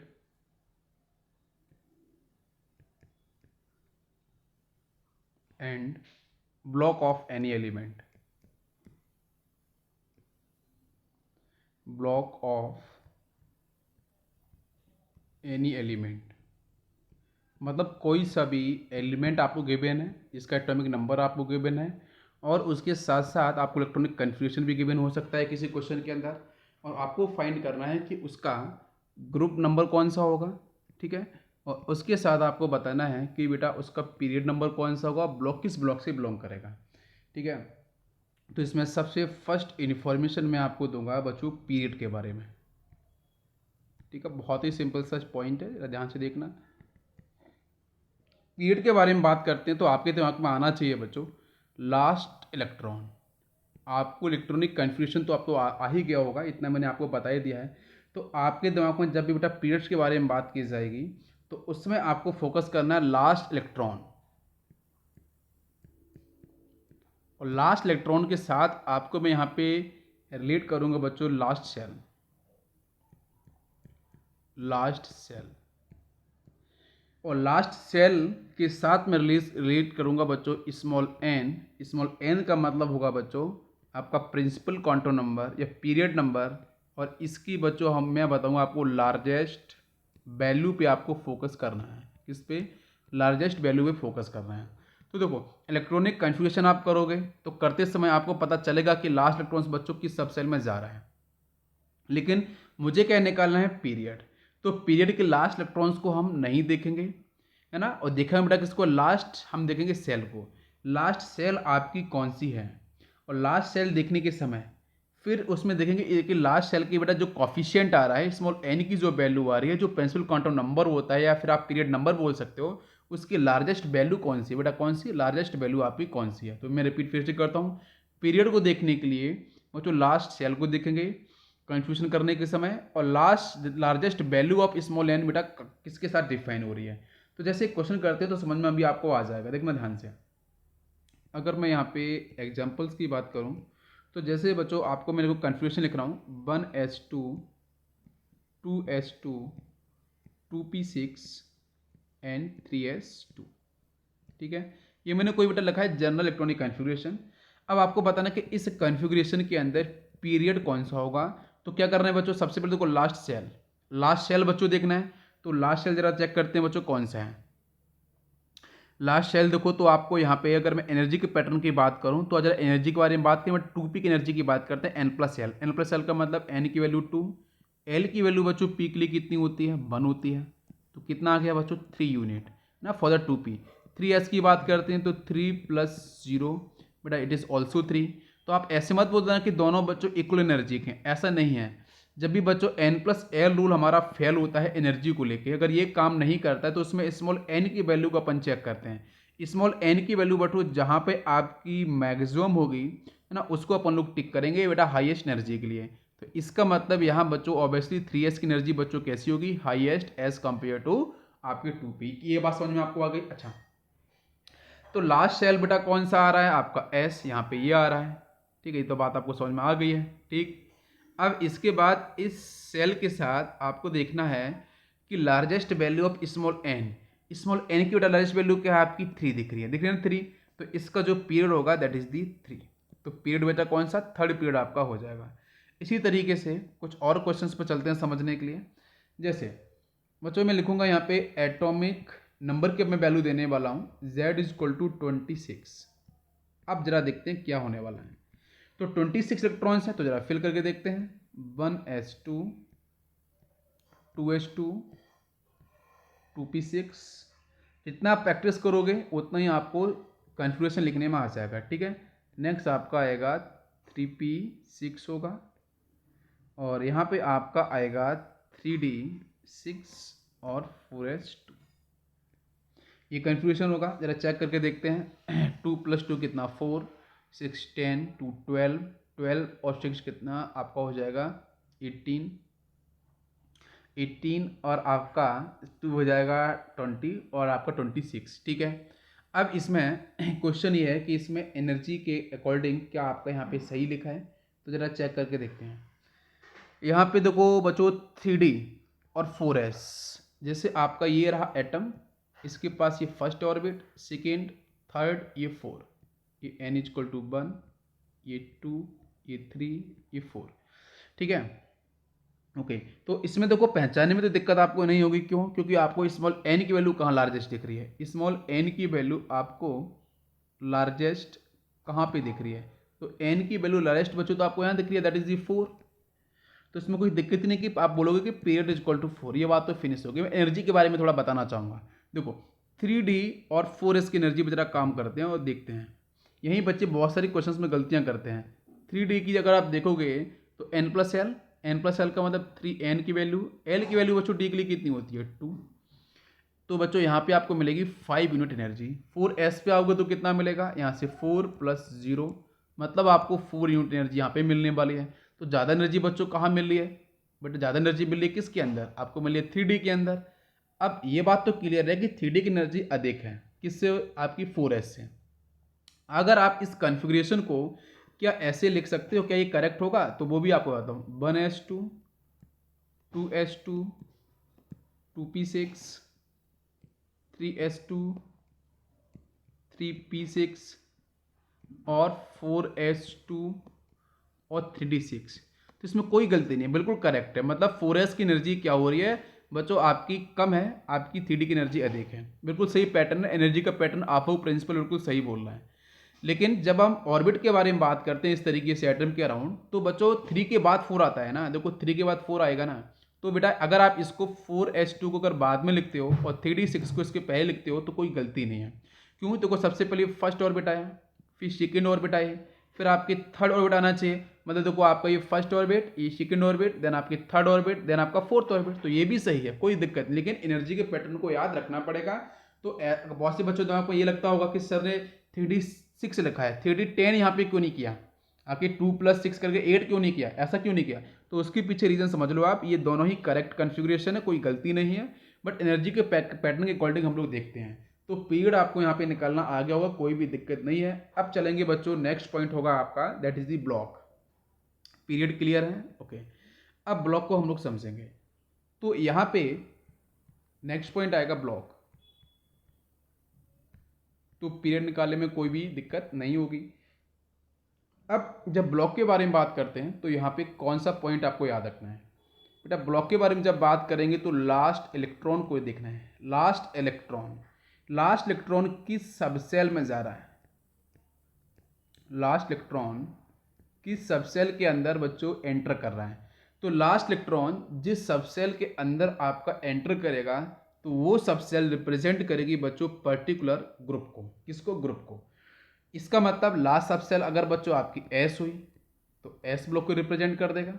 अगर आपकी लास्ट सबसेल आपकी पी रहती है तो पी ब्लॉक को रिप्रेजेंट करेगा। अगर डी होती है तो डी ब्लॉक को रिप्रेजेंट करेगा। एफ होगी तो एफ ब्लॉक को रिप्रेजेंट करेगा। ठीक है, तो एक क्वेश्चन लेते हैं बच्चों, लिखा है मैंने एग्जांपल यहाँ पे बोरॉन। इसके मैं कन्फ्यूरेशन की अगर मैं बात करूँ तो कितना होगा, 1s2, 2s2, 2p6, 3s2 and 3p3, ये होगा इसका इलेक्ट्रॉनिक कॉन्फ़िगरेशन। ठीक, अभी क्वेश्चन है कि पहले बताओ इसका पीरियड। तो पीरियड बनाने में कोई भी दिक्कत नहीं होनी चाहिए। बताओ जल्दी से बेटा पीरियड को निकालने के लिए लास्ट शेल मतलब small N equal largest, small N equal largest बेटा क्या है 3, तो थर्ड पीरियड हो गया, बात खत्म। What is a block? तो ब्लॉक को देखना है तो लास्ट सेल को आपको देखना पड़ता है। तो लास्ट सेल को देखने के लिए क्या करना पड़ता है, उसके लिए बच्चों हम एनर्जी के पैटर्न की बात करते हैं। तो देखो जरा यहाँ पे लास्ट आपका सेल, तो देखो बच्चों इसकी एनर्जी कितनी होगी, 3s की एनर्जी कितनी होगी वो आपको पता है, n + l की अकॉर्डिंग 3 होगी। 3+0, इसकी एनर्जी कितनी होगी, वो आपकी 3+1 होगी, मतलब आपका यहाँ पे 4 हो जाएगा। तो ऑब्वियसली 3p की एनर्जी अधिक है, ठीक है, सब कुछ पैटर्न सही लिखा है। और लास्ट इलेक्ट्रॉन किस सबसेल में जा रहा है, तो बच्चों आपके पी में जा रहा है। तो पी सबसेल का जाने का मतलब इसका जो आपका ब्लॉक होगा वो कौन सा होगा, पी ब्लॉक होगा। मतलब आपको वैसे भी पता है कि जो बोरॉन है उसके बेटा पीरियड कौन सा होता है, थर्ड पीरियड, और ब्लॉक कौन सा होता है आपका, पी ब्लॉक होता है। क्या बात क्लियर है? ओके, अगर ये बात क्लियर तो चलते हैं एक नेक्स्ट क्वेश्चन को लेके कि अगर क्वेश्चन के अंदर कैपिटल जेड एटॉमिक नंबर आपको दे रखा है 19, तो अब आपको निकालना है इसका क्या आंसर होगा। तो देखो सॉल्व करते हैं फटाफट से और देखते हैं इसका आंसर क्या बनना चाहिए। तो इसका बेटा कन्फ्यूजन क्या होगा, 19 इलेक्ट्रॉन्स हमारे पास अवेलेबल है, तो आपका 1s2 होगा, 2s2 होगा, 2p6 होगा और 3s2 होगा, 3p6 होगा और 4s1 होगा। इसका पीरियड कौन सा होगा, स्मॉल एन के लिए लार्जेस्ट देख लो, that is the 4, answer is 4, fourth period हो जाएगा। But what is the block, block के लिए देखते हैं बेटा कि लास्ट इलेक्ट्रॉन्स किस सबसेल में एंटर कर रहा है, जा रहा है। तो एनर्जी की बात फिर से कर लो यहाँ पे, तो बेटा यहाँ पे कितना होगा 3+n+l, पी के लिए होती है बेटा 1, तो आंसर इज 4 यूनिट। 4s पे आएंगे तो 4+0, दैट इज द 4, आंसर बेटा आपका देखो 4 आ रहा है। तो एन की वैल्यू बच्चों लार्जेस्ट कहाँ पे है, 4 के अंदर, तो बिल्कुल सही पैटर्न लिखा है। तो लास्ट बेटा जो आपका इलेक्ट्रॉन है वो किस में जा रहा है, वो एस सबसेल में जा रहा है, किन जा रहा है, एस सबसेल जाने का मतलब इसका ब्लॉक बेटा कौन सा हो जाएगा, एस ब्लॉक। ये एलिमेंट आपके एस ब्लॉक से बिलोंग करेगा। क्या ये बात क्लियर है, बात समझ में आपको आ गई होगी? ओके, इसके बाद नेक्स्ट क्वेश्चन पे जरा बात कर लेते हैं। ग्रुप के अंदर थोड़ा सा और मैं आपको एक्सप्लेन करूंगा कि यहाँ पे ग्रुप में अगर मैं आपको बताऊं तो बच्चों एस ब्लॉक, ठीक है, एस ब्लॉक के बारे में अगर मैं आपको इन्फॉर्मेशन देता हूं तो बच्चों यहाँ पे आपके दो ब्लॉक होते हैं, दो आपके ग्रुप होते हैं, सॉरी, एक होता है आपका NS1 कन्फिग्रेशन के साथ और एक होता है आपका NS2 कन्फिग्रेशन के साथ। NS1 वाले को बेटा हम लोग डालते हैं ग्रुप फर्स्ट के अंदर और NS2 को हम लोग डालते हैं, जैसे बेटा कन्फ्यूजन NS2 होगा उसको डालते हैं ग्रुप सेकेंड के अंदर, ठीक है। और इसके बाद मैं आपको यहाँ पे बताऊँ अगर पी ब्लॉक के बारे में, तो पी एक्चुअली हम लोग बेटा चल रहे हैं ब्लॉक को समझने के लिए, ठीक है, थोड़ा सा। तो अगर मैं बेटा इस पी ब्लॉक के बारे में बात करूँगा तो यहाँ पे हम ग्रुप को कैसे समझते हैं, देखो मैं फिर से रिपीट करता हूँ। अगर किसी भी एलिमेंट का इलेक्ट्रॉनिक कन्फिग्रेशन बच्चों लास्ट में NS1 आ रहा है मतलब ग्रुप फर्स्ट से बिलोंग करेगा, NS2 आ रहा है तो ग्रुप सेकंड से बिलोंग करेगा। ये तो बात क्लियर है। अपन पहले ब्लॉक तो निकाल लेंगे ना, ब्लॉक निकालना तो आसान है, तो ब्लॉक जब निकल के आ जाएगा तो हम लोग ग्रुप को तो डिफाइन कर ही लेंगे, है ना। एस ब्लॉक में कोई दिक्कत नहीं। पी ब्लॉक को चलते हैं, तो पी ब्लॉक के अंदर जब भी ग्रुप को आपको निकालना है तो करना क्या होता है, यहाँ बेटा करना होता है 12 plus number of electrons in p subcell, number of electron in p subcell of last cell। Note down इसको करना है, स्क्रीनशॉट बिल्कुल लो आप इसे ध्यान से। ओके, तो इसमें लिखा है बेटा 12 plus number of electrons in p subshell of last shell. ये बात क्लियर होगी। तो अब करते हैं यहाँ से क्वेश्चन। तो देखो एस ब्लॉक के बारे में समझ में आया, पी ब्लॉक के बारे में क्लियर है, तो इसी के बेस पे क्वेश्चंस कर लेते हैं, ठीक है। फिर उसके बाद चलेंगे नेक्स्ट पॉइंट को समझने के लिए। एक क्वेश्चन लेते हैं ज़रा कि जैसे मान लो बेटा क्वेश्चन में दे रखा है आपको capital Z that is the 19, atomic number कितना है आपका 19 इलेक्ट्रॉन्स प्रेजेंट है। तो ज़रा इसको फिल करके देखते हो, देखो क्या आपका बनने वाला 19 है, तो मतलब आपका यहाँ से बनेगा 1s2 2s2 2p6 3s2, अभी आपके आएंगे यहाँ से तो 3 2p हो गया ना, 3p आ जाएगा, 3p यहाँ पे आपका जाएगा 6 और होगा 4s1। चेक करके देखो ज़रा, 2 2 4 4 और 6 कितना हो गया आपका 10 10 to 12 12 और 6 18 और 1 आपका 19। बिल्कुल सही कन्फिग्रेशन है, कहीं गलती नहीं होनी चाहिए। ओके, है ना, स्लो करो बट गलती नहीं होनी चाहिए। स्पीड तो बाद में बन जाएगी जब आपकी ये प्रैक्टिस एक बार बनेगी। अब यहाँ से देखो तो बच्चों सबसे पहला पॉइंट है पीरियड कौन सा होगा, तो पीरियड के लिए कोई दिक्कत ही नहीं है भाई, लार्जेस्ट स्मॉल एन की वैल्यू देख लो, अपन आंसर टिक कर दो, फोर्थ पीरियड हो गया सीधा, 4 इज द आंसर। बट अब ब्लॉक पे आते हैं ज़रा, तो ब्लॉक बच्चों कौन सा होगा, तो लास्ट इलेक्ट्रॉन बच्चों कहाँ जा रहा है, देखो एस सब सेल में, तो एस आपका ब्लॉक हो गया। अब आपसे पूछा ग्रुप कौन सा होगा, भाई एस ब्लॉक में दो ग्रुप होते हैं, फर्स्ट और सेकेंड। लास्ट में एन एस बन जा रहा है, ज़रा देखो एन एस बन इलेक्ट्रॉन जा रहा है, इसका मतलब ये आपका फर्स्ट ग्रुप से बिलोंग करेगा। क्या बात क्लियर है? ओके। इसके बाद फिर आपने डिस्कस करूँ बेटा एटॉमिक नंबर। अगर क्वेश्चन के अंदर आप कुछ और दे रखा है तो उसके विषय कैसे, जैसे आपको दे रखा है z इज इक्वल टू 35, ठीक है, z इज इक्वल टू 35 दे रखा है एटॉमिक नंबर। तो जरा कन्फ्यूजन को जल्दी से 1s2 2s2 2p6 3s2 and next is 3s2 हो गया। अब बेटा 3p आएगा, 3p6 4s2 एंड 3d10 होगा और 4p5 होगा। ठीक है, जरा चेक करके देखते हैं। सही इलेक्ट्रॉन्स हैं 2 2 4 4 6 10 2 12 6 18 2 आपका 20 और ये आपका 10 30 प्लस 5 35, बिल्कुल सही कॉन्फ़िगरेशन है। अब यहाँ से आपका बताओ बच्चों पीरियड कौन सा है। स्मॉल एन की वैल्यू चेक करो, लार्जेस्ट कितनी आ रही है। तो आपकी ये 4 दिख रही है, ये 4 दिख रही है, तो आंसर इज फोर्थ पीरियड। अब एक क्वेश्चन है कि यहाँ पे आपका ब्लॉक कौन सा होगा, तो लास्ट देखो इलेक्ट्रॉन्स की उसका देखो बेटा, यहाँ पे आपका है ये 3d है, ये आपका 4p है, तो आपका हो गया बेटा ब्लॉक यहाँ से p। ठीक है, अब ग्रुप पे चलते हैं। जब p ब्लॉक हो गया है, s ब्लॉक नहीं है, तो उसमें ग्रुप के बारे में निकालना होता है, तो करते हैं 12 प्लस क्या करते हैं, number of electrons in p सब सेल ऑफ लास्ट सेल। कितने इलेक्ट्रॉन्स यहाँ पे दिख रहे हैं, दैट इज द 5 इलेक्ट्रॉन, तो 12 प्लस 5 आंसर इज 17।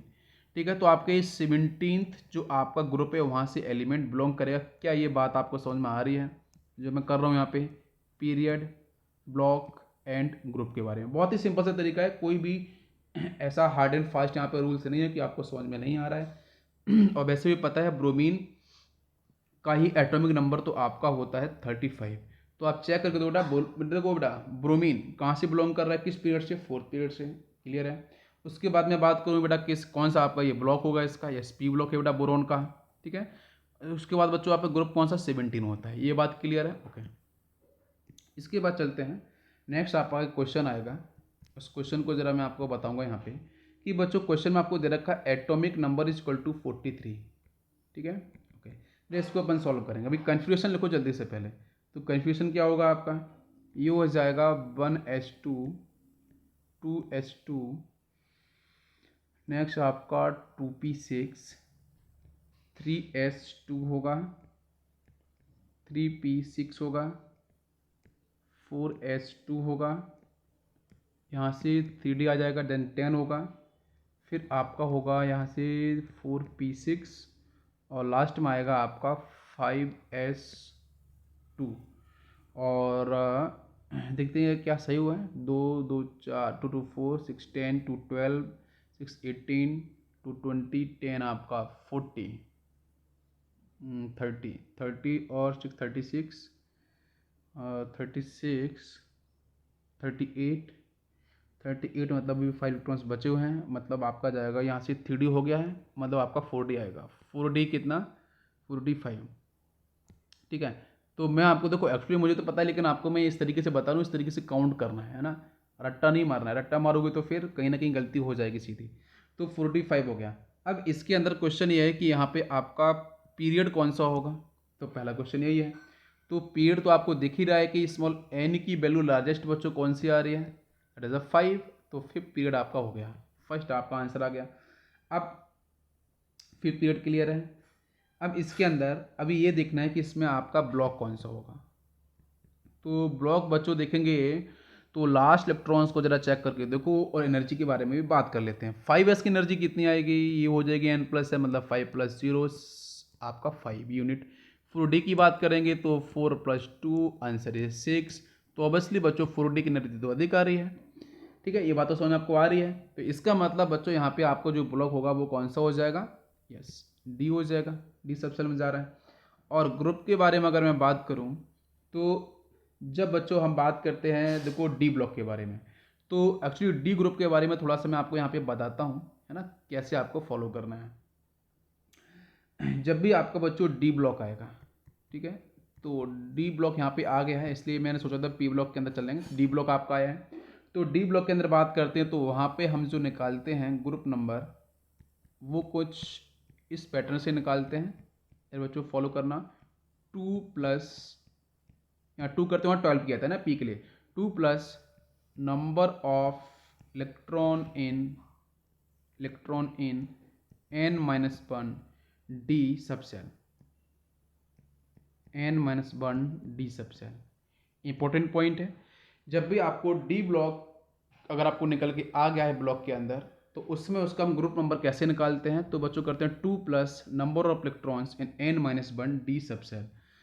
तो यहाँ पे इसका ब्लॉक क्लियर है डी, तो ग्रुप निकालेंगे तो बेटा 2 करेंगे प्लस, अब देखो n-d सबसेल, n-d का मतलब आपका हो जाएगा 5 आपका था, मतलब आप यहाँ से देखो आपका ये तो 5 था, 5s था, n-1 हो रहा है मतलब आपका 4 हो जाएगा। तो देख सकते हो यहाँ बेटा कितने इलेक्ट्रॉन्स हैं, दैट इज़ दी 5। तो 2 प्लस 5 इसका मतलब यहाँ पे आपका हो जाएगा 7। तो 7 ग्रुप से आपका ये बिलोंग करेगा। क्या बात क्लियर है, समझ में आ रही है आपको? इसमें कोई भी डाउट आपको नहीं होना चाहिए। और इसके बाद मैं नेक्स्ट पॉइंट की बात करूँ तो ये तो बेटा S block, P block, D block clear है। एफ ब्लॉक के बारे में बात करते हैं तो जनरली क्वेश्चंस आते नहीं हैं, अगर आएंगे तो देखो करना बहुत आसान है। एफ ब्लॉक के अंदर एक बेटा होता है 57, स्पेसिफाइड है 71। इस रेंज के अंदर बच्चों आते हैं लेंथनॉइड्स, और 89 से लेके 10 तक, है ना, 10 तक इसके बेटा जो भी एलिमेंट्स हैं बेटा वो कौन से होते हैं, एक्टिनॉइड। कौन से होते हैं, एक्टिनॉइड।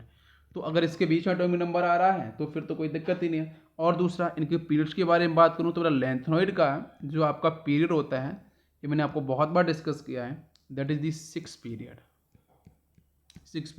और एक्टिनॉइड के बारे में बात करें तो बच्चा इसका होता है आपका 7th पीरियड। के दोनों पॉइंट क्लियर हैं? ओके। तो देखो इसको निकालने में कोई भी जैसी डिफिकल्टी नहीं है। और अगर इसके बारे में एफ ब्लॉक के बारे में ग्रुप के बारे में पूछे तो वो भी आपको मैं बताता हूँ। अगर इसके ग्रुप के बारे में पूछेगा तो बच्चों इसका ग्रुप होगा 3rd, ये आपका हो गया है। तो ग्रुप हो गया, पीरियड हो गया, इसके अकॉर्डिंग आप इस तरीके की चीज़ों को निकाल सकते हो। जैसे एक क्वेश्चन लेते हैं और सॉल्व करने की कोशिश करेंगे कि आज इसका आंसर क्या बनना चाहिए। क्वेश्चन में बेटा आपको दे रखा है z=24, जरा ले चेक करके देखते हैं और क्या आपका आंसर सही बनेगा। यस, z आपको दे रखा है 24 इज एटॉमिक नंबर। इसके कन्फिग्रेशन की अगर मैं बात करूं तो आएगा आपका 1s2, 2s2, 2p6, next is 3s2, 3p6, 4s1 आएगा, और यहाँ से आपका 3d5। ठीक है, तो ये हो गया बच्चों आपका कॉन्फ़िगरेशन, और बहुत ही इंपॉर्टेंट आपका एलिमेंट है ये बेटा। इसका आपको मैंने बहुत बार इसके बेटा क्रोमियम और कॉपर के बारे में बहुत बार आपको बताया था। ठीक है, इसका पीरियड कौन सा होगा तो पहले वो तो आपको दिखेगा बेटा, एन की लार्जेस्ट बच्चों का है, दैट इज़ द 4 होगा ना, पीरियड क्लियर है। इसके ब्लॉक पे आते हैं तो ब्लॉक को समझना कोई डिफिकल्टी है ही नहीं है। क्यों, आप एनर्जी को देख लो निकाल के, 3d5 की एनर्जी निकालोगे तो कितना आएगा, 3 + 2 मतलब 5 आ जाएगा, है ना। और अगर आप 4s की बात करोगे तो 4 + 0 यहाँ से आपको 4 मिलेगा। तो ऑब्वियसली बेटा आपकी 5 अधिक एनर्जी आ रही है, तो इसके अंदर 3d की एनर्जी क्या आएगी बेटा, मैक्सिमम आ रही है, कोई इसमें दिक्कत नहीं है। ये पॉइंट क्लियर है? ठीक, इसका मतलब बेटा इसका जो ब्लॉक आपका जो होगा वो डी से बिलोंग कर जाएगा, डी ब्लॉक। अब डी ब्लॉक के अंदर जब जाते हैं तो हम लोग बेटा बात करते हैं किसको, ग्रुप को लेके। ठीक है, तो जब ग्रुप को लेके बात करेंगे तो हम कैसे निकालते हैं, 2 प्लस, और कितना ऐड करते हैं, 2 प्लस इसके अंदर हम लोग जो वैल्यू ऐड करते हैं दैट इज़ दी 4। 2 + 4 का मतलब बच्चों कितना आपका 6 होगा। हम बेटा बात कर रहे हैं डी में, n-1, तो मतलब आपका ये वाला हो गया 3d5 और आपका ये 4s1। क्या ये सही आंसर होगा, ये बताना है, क्योंकि इसका जो एक्सपेक्टेड जो आंसर है ना, क्योंकि ये वाला जो केस है ना, this is the exceptional case, right, this is the exceptional case. इसलिए यहाँ पे ध्यान देना पड़ेगा कि यहाँ पे एक्चुअली में इसका आंसर कितना निकलना चाहिए। तो आपका क्या ये 6 ग्रुप से बिलोंग करेगा, क्योंकि इसका जो एक्सपेक्टेड कॉन्फ़िगरेशन है, ठीक है, एक्सपेक्टेड जो कॉन्फ़िगरेशन आता है वो कितना आता है, 1s2, 2s2, 2p6, 3s2, 3p6 4s2 3d4 ये होता है ना। फिर आपको बताया था हमने 3d4 चेंज किस में होता है, 3d5 के अंदर स्टेबिलिटी के लिए, हाफ फील्ड होने की वजह से। किसकी वजह से, हाफ फील्ड कन्फ्यूजन को लेने की वजह से। और बेटा यहाँ से 4s इलेक्ट्रॉन यहाँ पे जंप करेगा आपका 1 इलेक्ट्रॉन, तो यहाँ पे आपका बच जाएगा 4s1। तो देखो ये तो कन्फ्यूजन आपको सही दिख रहा है, मतलब दिस इज रियल कन्फिग्रेशन और this is the expected configuration. अरे बात समझ में आ रही क्या? ओके अब ऊपर जब मैंने किया है आपका 2+4, तो अब एक्चुअली में क्या कि आप तो यहाँ पे क्या करने वाले थे, आप तो करने वाले थे आपके डी के पास जब 5 इलेक्ट्रॉन्स यहाँ प्रेजेंट है, तो आप यहाँ पे 5 करते थे। क्या करते बच्चों, यहाँ पे निकालने के लिए 2 करते और +5 कर देते, आंसर आप 70 करके आ जाते हैं। लेकिन 7 इज रॉन्ग आंसर, और 1 इज करेक्ट। तो करेक्ट बच्चों निकालते हैं यहाँ से। वो तो बच्चों आपका यहाँ पे शिफ्ट क्यों इलेक्ट्रॉन्स, बिकॉज ऑफ स्टेबिलिटी की वजह से है। तो यहाँ से बेटा आपको देखो 4 इलेक्ट्रॉन्स यहाँ पर, तो 2+4 आंसर इज 6। तो ये बात आपको समझनी पड़ेगी कि इस तरीके से आंसर आपका बनेगा। अरे ये बात क्लियर है क्या? ओके चलो इसके बाद नेक्स्ट चलो मैं कॉपर के बारे में थोड़ा डिस्कस कर लेता हूँ, है ना, क्योंकि यहाँ पे गलती आपको करोगे इस तरीके से। तो अगर मैं कॉपर के बारे में बात करूँ तो कॉपर का एटॉमिक नंबर कितना होता है, Z इज इक्वल टू 29, ठीक है, इट इज़ फॉर कॉपर। इसके इलेक्ट्रॉनिक कन्फिग्रेशन लिखेंगे ज़रा, तो 1s2 2s2 2p6 yes, next is 3s2 3p6 4s1 और 3d10 में करूँगा, है ना, स्टेबल कन्फ्यूजन करने के लिए। अब यहाँ से अगर बात करोगे तो पीरियड तो दिक्कत ही नहीं है, answer is 4। What is the block, block में दिक्कत नहीं, डी हो जाएगा। बट डी जब आया है तो ग्रुप में दिक्कत होगी फिर, तो 2+10 आप करोगे सीधा, कितना आएगा 12। तो आंसर इज रॉन्ग, ये आंसर आपका नहीं बनेगा, 12 आंसर नहीं होगा। फिर सही आंसर क्या होगा, अगर इसके मैं एक्सपेक्टेड कन्फ्यूजन पर जाऊँ, एक्सपेक्टेड इलेक्ट्रॉनिक कन्फिग्रेशन पर अगर मैं जाता हूँ, तो फिर यहाँ ये कितना आता है, इसका ये आता है 4s2 आएगा और 3d9। बेटा 10 में कन्वर्ट क्यों हुआ था भाई, डी के पास में इलेक्ट्रॉन्स होते हैं तो एस इलेक्ट्रॉन्स ले लिया था। तो इसका सही जो आंसर बनेगा वो होगा बच्चों आपका यहाँ से 2 plus that is 9, 2 + 9 answer is 11। तो ये आपका करेक्ट होगा। ये बात आपको समझ में आ गई हो किस तरीके से निकालना है, किसी भी एलिमेंट गिवन है। ओके ओके तो नेक्स्ट बच्चों हम लोग ये लेक्चर में यहीं फिनिश करूँगा, और नेक्स्ट लेक्चर के अंदर जो हम पढ़ने वाले हैं वो होगा आपका एटॉमिक रेडियस, ठीक है। तो सबसे फर्स्ट प्रॉपर्टी आपकी स्टार्ट हो जाएगी एटॉमिक रेडियस, जहाँ से बेटा हम लोग पढ़ेंगे types of atomic radius, type of atomic radius कितने टाइप्स की होती हैं, ये कॉन्सेप्ट पढ़ना है। इसके बाद पढ़ना है बेटा आयोन रेडियस पे ज़्यादा फोकस करना है, बाकी कोवैलेंट आएगी, वॉन डेर वाल्स आएगी, उनको भी पढ़ना है, मेटलिक भी आएगी, ये इंपॉर्टेंट रहेगा। नेक्स्ट वो जो पढ़ेंगे इसी के अंदर हम लोग आइसो इलेक्ट्रॉनिक स्पीसीज, ये नेक्स्ट लेक्चर का बेटा मैं बता रहा हूँ, आइसो इलेक्ट्रॉनिक स्पीसीज, इसके बारे में भी पढ़ना है, ये भी इंपॉर्टेंट है। और बच्चों यहाँ पे मैं ऑल एक्सेप्शंस नहीं बोलूँगा, मैं बोलूँगा एक्स्ट्रा पॉइंट, ठीक है, कुछ एक्स्ट्रा पॉइंट जो होंगे, ठीक है, इनके बारे में भी हम लोग डिस्कस करेंगे।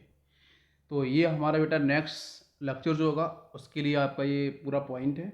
तो आई होप कि आपको आज का लेक्चर काफ़ी समझ में आया होगा, काफ़ी इंटरेस्टिंग हुआ है। और बिल्कुल आप लेक्चर को देखो, लाइक करो प्रॉपर, ठीक है, अपने फ्रेंड्स के साथ शेयर कर सकते हो, ठीक है, और कमेंट ज़रूर करो, क्योंकि कमेंट्स करने से एटलीस्ट पता चलता है मुझे कि कंटेंट कुछ ज़्यादा करना है, कुछ कम करना है, ठीक है। बाकी हमारा जेईई और नीट के अकॉर्डिंग जो हमारा सिलेबस है उसके अकॉर्डिंग आपका तो मैक्सिमम मैं यहाँ पे कवर कर रहा हूँ, ठीक है।